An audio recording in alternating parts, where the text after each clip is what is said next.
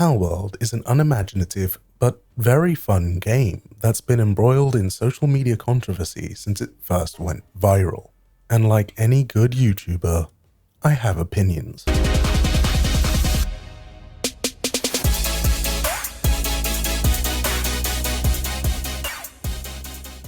Palworld, created by Japanese developer Pocket Pair, was humorously dubbed Pokemon with Guns by gamers and online netizens, and it initially drew attention with its bold promise of combining the best of survival games and monster-taming genres, with unconventional elements like firearms and slavery. But let's put a pin on that point, because as usual, I'm getting a little bit ahead of myself. Launched in early access in January 2024 for Windows and Xbox platforms, it achieved significant commercial success, going from selling 8 million copies in the first 6 days to approximately 19 million copies by January 31st.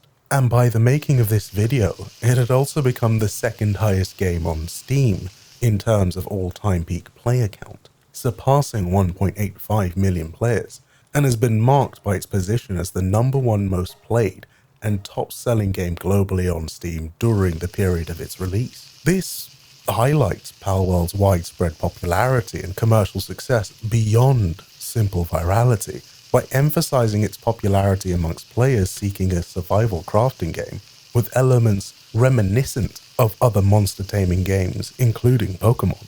And while it has scratched a particular itch I've had for a long while, that could only be solved by the cocaine-fueled love child of Ark Survival Evolved and Monster Rancher, I do have my concerns about its long-term sustainability. Palworld throws you into a vibrant world where survival and companionship with creatures known as pals go hand in hand. And right off the bat, the game greets you with a plethora of player customization options, from difficulty settings catering to all types of players to the more intricate world settings that let you customize your experience in far more granular detail.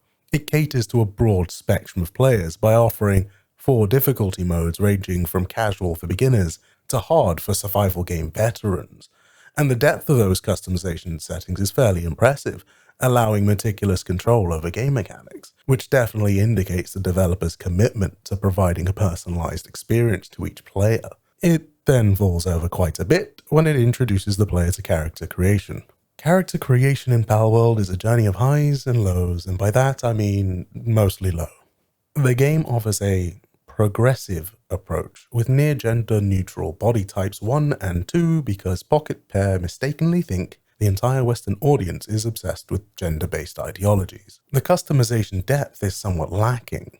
It has a number of face options and sliders for certain body and height proportions which provide an adequate, if uninteresting, set of personalization options, and the heavily Fortnite-inspired art style varies from bland to hideous, which is made more obvious by the inability to adjust certain proportions, which leads to characters looking disjointed at best and at worst like a mutated tumor-infested anime villain. Okay, that was a pretty deep cut for a YouTube video game review, but if you know, you know. You gather, craft, and survive on the harsh yet beautiful Palpagos Island, which visually is a very mixed bag. The game attempts an ambitious fusion of styles, the lush landscape vistas reminiscent of Zelda Breath of the Wild, semi-realistic world textures, and very Pokemon-adjacent anime animals, all contrasted with the player character's more Zoomer cartoon vibe. The world map is a surprisingly vast archipelago, with diverse biomes ranging from icy mountains to arid deserts, all interconnected by expansive seas, with each area being rich in rewarding treasures to find and unique pals to encounter, either in the wild or in dungeons. Each region within this archipelago is distinct, hosting a variety of pals, ruins, and landmarks for players to discover and explore. Areas include Astral Mountains, Bamboo Groves, and the Frostbound Mountains, amongst others, with windswept hills serving as the starting point for new players, leading into a world in a way that's very reminiscent of both Breath of the Wild and Elden Ring. It's an eclectic mix that, while unique, sometimes clashes more than it harmonizes due to the set of very inconsistent art styles, which made my brain and eyeballs hurt for very different reasons.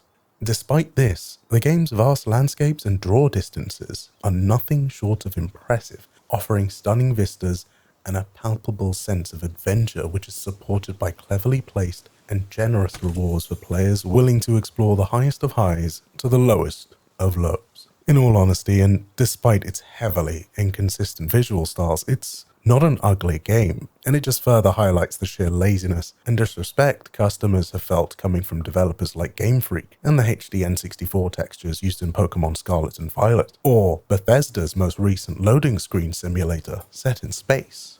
Palworld's current gameplay content is a modest tapestry of survival and adventure with obvious nods to Breath of the Wild, Pokemon, and Ark Survival Evolved, which makes perfect sense coming from the developers behind Craftopia. The game embraces the familiar mechanics of survival games: resource gathering, stamina, hunger, and temperature management, aside building and crafting.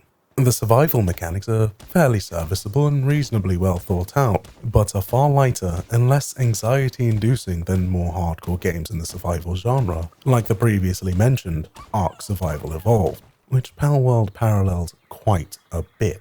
This is most evident in the UI, which very clearly needs a lot of work. While functional, the interface feels very clunky, unintuitive, and often pulls you out of the immersive experience Palworld strives to offer. This is particularly irritating, as you will constantly be going in and out of your inventory and party screens to manage your items, monsters, and various stats. Combat in Palworld is surprisingly fun, which was a sentiment I felt throughout the game's various content options and overall gameplay loop. Grounded in simple and familiar third-person shooter mechanics, combat leaves plenty of room for flashy and bombastic entertainment when your pals join the fray. However, melee combat is very rudimentary, only made worse by stiff player character animations and janky movements, all of which could certainly benefit from additional refinement. But what truly sets Palworld apart is its monster taming aspect and the art of taming pals, which at a basic level sees players needing to take positioning and health management into account, while more advanced tamers will be throwing trick shots out of grenade launchers in no time, with over 111 pals to collect, including rare elemental variants and each individual pal with unique traits and abilities.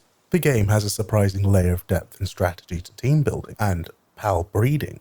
This is further supported by the ability to teach any pal any move, using skill fruits that can be found growing on special trees the player can find by exploring the island. And pals aren't limited by elemental types either. While pals can be just as stiff in combat as the player character, their moves are super flashy and very satisfying, and the feeling is maintained and increased as the player progresses through the game, finding even flashier and more powerful moves to use. The downside to this is that there aren't as many moves available as I would like there to be, but hopefully that's another piece of content that will be added to the game during early access development. The building and crafting mechanics, albeit in the early stages, offer a canvas for creativity, and while it currently has plenty of rough edges, the potential for community-driven content and cooperative play is immense. And when I say rough edges, I mean it's janky. So janky that in those moments where it doesn't want to do what it should because one object thinks it's overlapping a non-existing object, or when one of my base pals won't move out of the fucking way, I come very close to just rage quitting, but generally, I didn't get that feeling very often. And as long as those rough edges are smoothed over, I'll be happy. Currently, the game's content offers the players dungeons to run, boss encounters both in dungeons and the overworld, as well as the often violent encounters with the island's various factions, which actually adds up to far less than it sounds, but at least you can do all these things with your friends. And the Palworld team has also outlined their early access roadmap, focusing first on addressing critical issues like bug fixes and access congestion due to unexpectedly high sales. Immediate improvements include bug fixes for world date rollbacks and persistent loading screens, and they also plan to enhance key configurations and PAL AI pathing soon. Future updates will introduce PvP, raid bosses, a PAL arena, crossplay between Steam and Xbox, and improvements to Xbox features, servers, the building system, new islands, new PALs, new bosses, and new technologies for crafting. Those dungeons, bosses, and a collection of new creatures we mentioned lay a solid foundation for a vibrant community and long-term engagement, but ensuring consistent updates, addressing player feedback, and expanding that content at a good pace will be crucial in maintaining player interest. As it is, the game does lay a solid foundation for a community that can grow and thrive together, a crucial element for any game with aspirations of longevity, but only the future will tell how long it will really maintain its player base for. Palworld embeds its narrative through environmental storytelling and scattered journal entries, a method that, while intriguing, can be somewhat inaccessible by the fact that they're hidden from the play in an options menu you rarely go to during general gameplay. The lore is there, waiting to be uncovered, but it doesn't always reach the player effectively, and I think that the approach to storytelling is intriguing, but could be made more accessible. The vast world, filled with diverse landscapes, creatures, and hidden secrets, encourages exploration and adds depth to the game, but enhancing narrative elements and player guidance could further enrich the exploration experience, as well as the single-player experience many players are looking forward to. So, before we dive deeper into the current online controversy, we should start from the beginning. Pocket Pair first announced Palworld in 2021 with a trailer release that showcased the game's core mechanics, including battling, capturing, and using the animal-like creatures called pals for various purposes, like base building, traversal, and combat. The trailer also introduced the distinctive feature of blending monster taming elements with survival gameplay. The reveal was part of Pocket Pair's strategy to generate buzz and attract attention for their upcoming title, leveraging social media and gaming news platforms to reach a wider audience, which clearly worked in their favor, especially considering how the Palworld creator recently admitted in a blog post they wrote that releasing Palworld was only possible because of the lessons they learned from their struggles to develop previous titles like Craftopia, and a set of miracles without which would have resulted in the game never seeing player hands. Now, that original trailer announcement caught the attention of the gaming community, partly due to its depiction of controversial themes, including the use of pals in several unconventional and morally ambiguous ways, such as pals being used for labor in farms, pals being used as ammunition in weaponry, and pals being made to work in factory production lines. This aspect of the game allows players to utilize captured creatures not just for combat, but also for resource gathering and production, drawing parallels to labor exploitation. Another notable and somewhat criticized feature was the ability for pals to wield firearms and participate in battles alongside players. This mechanic, blending cute creature designs with violent gameplay elements, contributed to the game's initial viral attention. Beyond combat and labor, the survival aspects of the game, including building and crafting, were emphasized. Pals play a significant role in these mechanics, acting as aids in exploration and base construction, further integrating them into the game's core systems. And the portrayal of pals in various roles, especially in tasks that appeared to exploit them, led to discussions about the ethical implications of the game's design. The use of creatures for food and labor, particularly in hazardous environments like mines or factory lines, raised questions about the game's narrative around creature treatment and welfare. The announcement and the subsequent discussion highlighted the game's dark humor and satirical approach to traditional monster taming genres. While some players were intrigued by the unique blend of gameplay mechanics and the open-world adventure, others expressed concern over the ethical portrayal of creature treatment within the game's universe. It is important to note that the developers have positioned these elements within a fictional and fantastical setting, aiming to offer a unique gaming experience that combines elements from various genres in a somewhat innovative way. The inclusion of such mechanics has sparked a broader conversation about game design, player agency, and the depiction of moral choices in video games. Once the game was released into early access, further controversies surrounding it flooded social media and other areas of the internet. These involved allegations of copyright infringement and plagiarism, particularly in relation to its similarities with the Pokemon series. Since then, the Pokemon Company has issued a statement indicating that they have received numerous inquiries regarding Palworld and its use of familiar-looking creatures that resemble Pokemon. They've highlighted that no permission was granted for the use of Pokemon, intellectual property, or assets in Palworld, and announced intentions to investigate and address any acts infringing on their intellectual property rights. This statement, while not directly naming Palworld or its developer Pocket Pair, clearly points to the game given its release window and the controversies it has stirred. Further complicating the situation are accusations that not just the designs, but actual game assets may have been plagiarized. Social media users presented evidence suggesting significant similarities between Palworld's creatures termed pals in various Pokemon. This has led to debates over whether Palworld merely draws inspiration from Pokemon or crosses the line into direct copying of designs and assets. One specific set of tweets by ex-user Biofrog comparing two character model meshes claims that they have exactly the same proportions. This was quickly debunked by fellow user Metal Dragon Kid, who, through their own comparison, found that the Palworld and Pokemon meshes didn't line up. The debunking was followed up and reinforced by Biofrog themselves, responding to their original tweet and conversations, admitting that they had made a false claim by trying to, quote, emphasize that while some elements are similar, these meshes are not literally exact copies of each other. And in response to a fellow user's follow-up question asking about how they performed the rescaling, Biofrog continued to explain how they rescaled the meshes to match, and that, quote, I think the more you custom tailor scaling of individual parts and models, the less strong that the evidence is. But at the same time, it wouldn't be hard to scale just the legs of a model, for example. The director of Palworld has responded to the broader plagiarism accusations without outright denying the obvious influence from Pokemon. He acknowledged the online abuse targeted at the game's artist due to these allegations and called for it to stop. However, the controversy deepened with claims that Pocket Pair used generative AI tools in their development process, as the developer has a history of engaging with AI with their previously released social deception game,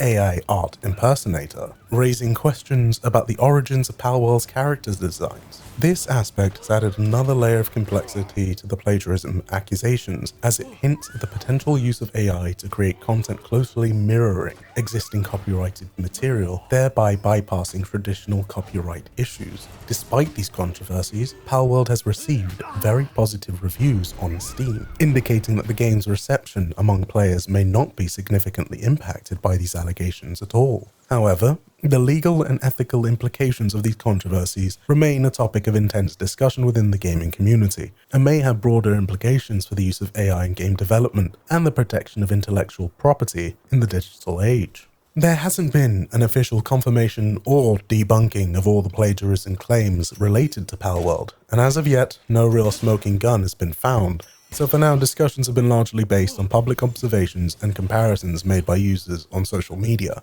along with statements from the involved parties, like the Pokemon Company, expressing concern over potential intellectual property infringement. But without a legal conclusion or an official investigation result, it remains a matter of public speculation and ongoing debate. For definitive evidence or resolution, one would need to follow legal filings or official announcements from the parties involved, and as it stands, Pocket Pair don't seem to be in any legal danger regarding those claims, so we'll just have to wait and see as the facts of the matter come out, so we can make informed decisions. Alright, it's time to sum up and summarize. Since this game is still in early access and not fully released, I'm not going to give you my usual style of recommendation on whether or not it's worth your time and money, but we will go over its positive and negative aspects. The only real caveat I'll give to this is that we should take everything with some salt, as Palworld could end up being a very different thing by the end of its main development roadmap. So these points are only applicable to the game in its current iteration, and while I might hope it ends up being a quality product in the end, it could still turn out to be a flash-in-the-pan experience that we'll all forget in a year's time. So let's break it down. The game offers a range of difficulty settings, including a highly detailed custom mode catering to players of all skill levels and preferences. It incorporates familiar survival game elements like resource gathering, crafting, and stamina management, combined with the unique feature of monster taming and battling. With over 100 creatures to collect and the added complexity of hidden stats and passive traits, the game promises a rich monster taming experience.